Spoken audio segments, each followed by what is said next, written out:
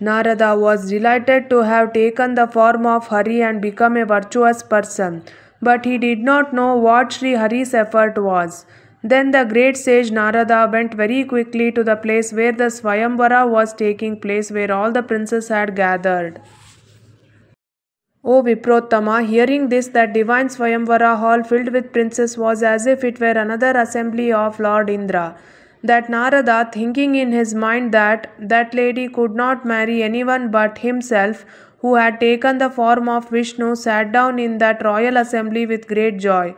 All the people present saw the sage as before.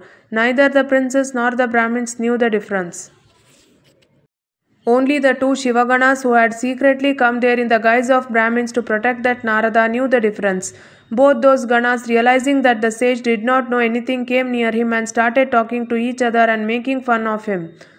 Look at this form of Narada. It is as beautiful as the form of Vishnu, but his face is as hideous and terrifying as that of a monkey.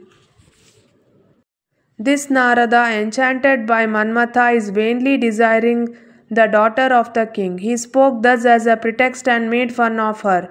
Narada, who was lost in the passions of Manmatha, did not even hear what he said. The enchanted sage was waiting for his wife to come. In the meantime, the princess, who was a woman of great beauty, came out of the inner palace with her companions. Srimati, who was endowed with auspicious features, held a beautiful garland made of gold in her hand and adorned herself like Lakshmi in the midst of that Swayamvara. The princess, who was filled with a woe, went around the entire assembly holding a garland in search of a suitable groom. Seeing the sage with the body of Vishnu and the face of a monkey, she became angry. She turned her gaze away from him and went to another place. Not finding a groom who agreed with her heart, she stood in the middle of the assembly. She did not garland anyone. Meanwhile, Srihari, dressed in royal attire, came there in secret.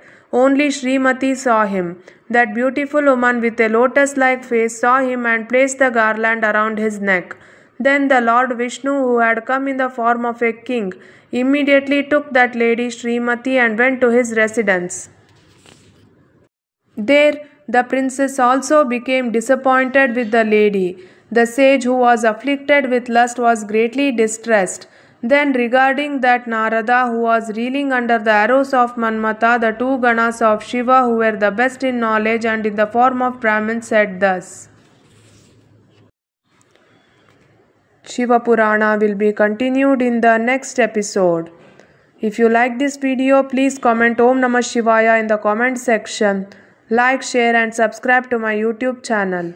Thank you for watching.